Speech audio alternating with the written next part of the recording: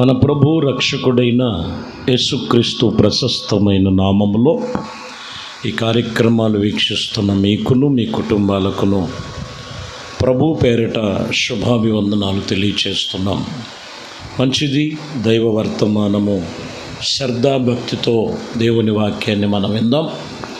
పరిశుద్ధ గ్రంథములో నుండి ఏబు గ్రంథములో 29వ అధ్యాయము 4వ వచనాన్ని చదువుతున్నారు. పరిపక్వముగా కానిది మీలో వండినట్లు నేనుండిన ఎడల ఎంత మేలు. అప్పుడు దేవుడు రహస్యముగా నా గుడారమునకు పోగై ఉండెను. పరిపక్వమైన దినములలో వండినట్లయితే నుండిన ఎడల ఎంతో మేలు. ఈ వాక్యములో పరిపక్వముగా దేవుని సన్నిధిలో భక్తిలో కానీ ఆత్మీయతలో కానీ వారు ఏం కలిగి ఉండాలంటే పరిపక్వముగా దేవుని సన్నిధిలో ఉండాలి. పరిపక్వముగా ఉన్నట్లయితే అది వారికి ఎంతో మేలు. పరిపక్వం అనే మాటను మీరు గమనించాలి. దేవుని మీద మరి ఆత్మీయతలో ఆసక్తి, దేవుని యందు మరింతగా రోజు రోజుకి మనం పరిపక్వముగా ఫలించాలి. ఇక్కడ అదే చెబుతున్న మాట, పరిపక్వముగా ఉండాలి. ఎందుకంటే మనము చూసినటువంటి విషయంలో పౌలు గారు అంటారు, గలతీయులకు రాసిన పత్రిక 4:4 4వ అధ్యాయం 4వ వచనములో, అయితే కాలము సంపూర్ణమై ఉన్నప్పుడు దేవుడు తన కుమారుణ్ణి పంపెను. చూసారా, కాలము సంపూర్ణమై ఉన్నప్పుడు దేవుడు తన కుమారుని పంపెను.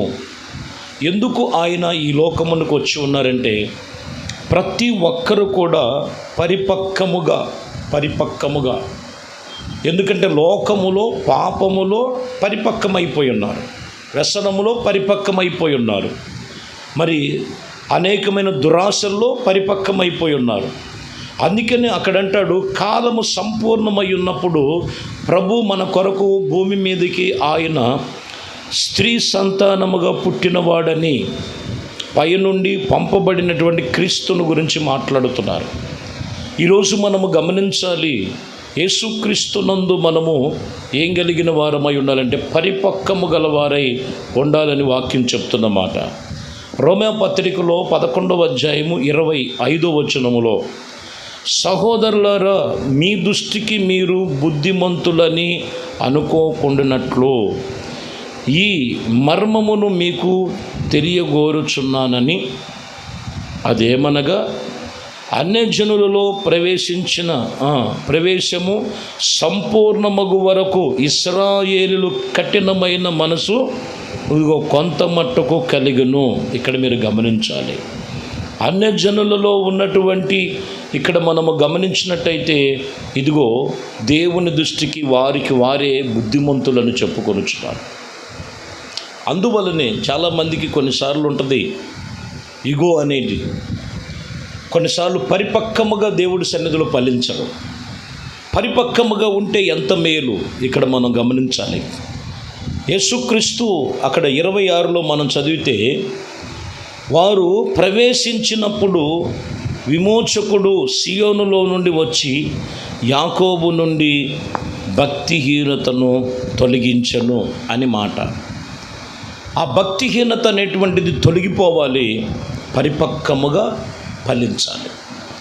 పరిపక్వముగా ఫలించేటువంటి విషయంలో కొన్ని భక్తిహీనతలు చోటు చేసుకునటం వలన ఆత్మీయ జీవితంలో వారు అడ్డుగాను ఆటంకముగాను కొన్ని శోధనలుగా ఉన్నాయి.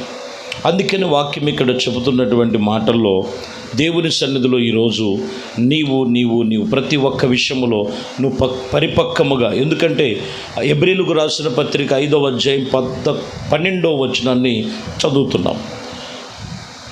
కాలమును బట్టి చూస్తే మీరు బోధకులుగా ఉండవలసిన వారై ఉండగా దైవోక్తములు మొదట మూలపాఠములుగా ఒకరికి మీకు మరలా బోధించవలసి వచ్చుచున్నదని మీరు పౌలు విషయమున అక్కడ మనం చూస్తే పాలు తాగేవారై ఉన్నారే కానీ బలమైన ఆహారము తినేవారుగా లేరు అని పౌలు గారు ఇక్కడ ఖచ్చితంగా ఖండించి చెప్తున్నాడు. వాస్తవానికి చూస్తే పరిపక్వముగా ఆత్మీయంగా ఫలించవలసిన వారు మీరు. ఇంకా మీకు బోధించాల్సి వస్తుంది. కారణం ఏంటంటే ఇంకనూ మీలో ఇంకా బలము లేదు, ఇంకా మీరు దేవుని వాక్యములో ఎదగలేకపోతున్నారు, ఫలించలేకపోతున్నారు, అభివృద్ధి పొందలేకపోతున్నారు. ఎందుకంటే వాక్యము తేటపరుస్తున్నటువంటి మాటలు ప్రియమైన దేవుని బిడ్డలారా యాకోబు పత్రికలో మనం చూడొచ్చు. ఏమై ఉన్నదంట, కొంతమంది లోకములో దురాశ గర్భమును దాల్చి పాపము కనెను, పాపము పరిపక్వమై మరణము కనెను. లోకం ఎలా ఉందంటే పాపము పరిపక్వమవుతుంది, వ్యసనాలు పరిపక్వమవుతున్నాయి, దురాశలు పరిపక్వమవుతున్నాయి, నానా విధమైనటువంటి ఇదిగో లోక సంబంధమైనవి పరిపక్వమైనట్లుగా మనకు కనపడుతున్నాయి. ఈ సమయంలో అది కాదు మీలో పరిపక్వం అవ్వాల్సింది, దైవ భయము కలిగి దేవుని వాక్యము చేత మీరు పరిపక్వముగా ఆత్మీయతలో ఉన్నట్లయితే ఎంత మేలు, ఎంత ఆశీర్వాదం.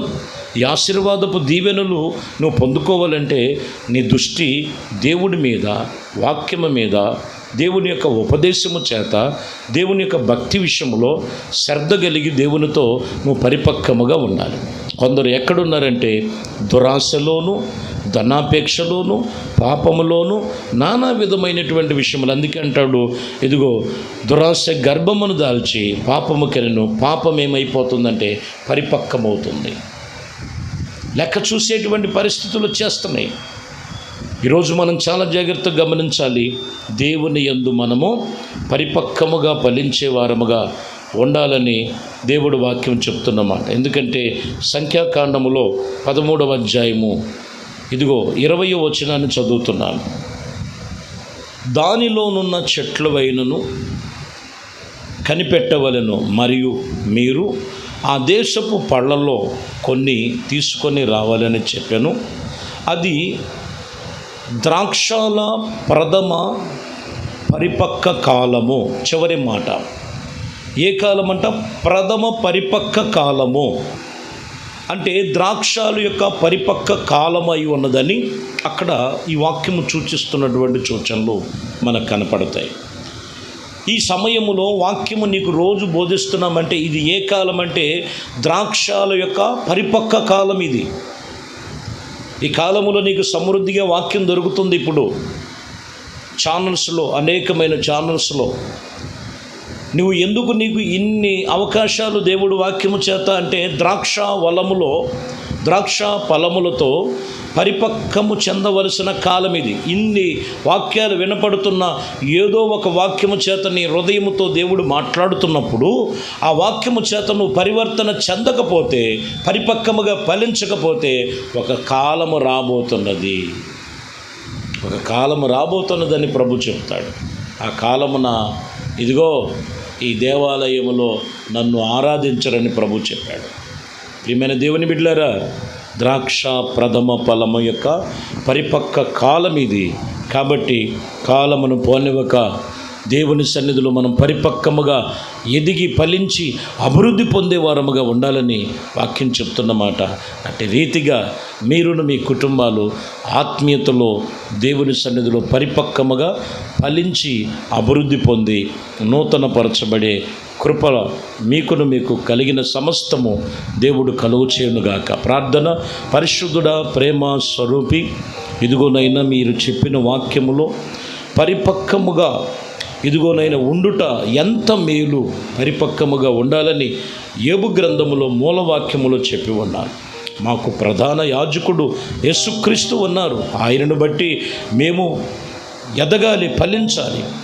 ఆయన ద్రాక్షావలముగా ఉన్నాడు. ఆయన నిజమైన ద్రాక్షవల్లిగా ఉన్న క్రీస్తు యొక్క మాటల చేత మేము పరిపక్వముగా ఫలించాలి. దురాశ వలన కాదు. పాపములో కట్టబడి ఉన్నారేమో, దురాశల్లో ఉన్నారేమో, చీకటి బంధకాల్లో ఉన్నారేమో, వారిని విడిపించి మీ సన్నిధిలో ప్రతి ఒక్కరూ పరిపక్వముగా ఫలించేవారుగా ఆయుధపరచమని నజరేయుడైన యేసుక్రీస్తు నామములో ప్రార్థించి వేడుకొనుచున్నాము తండ్రి. ఆమేన్. ప్రభు మిమ్మల్ని దీవించి ఆశీర్వదించునుగాక. ఆమేన్.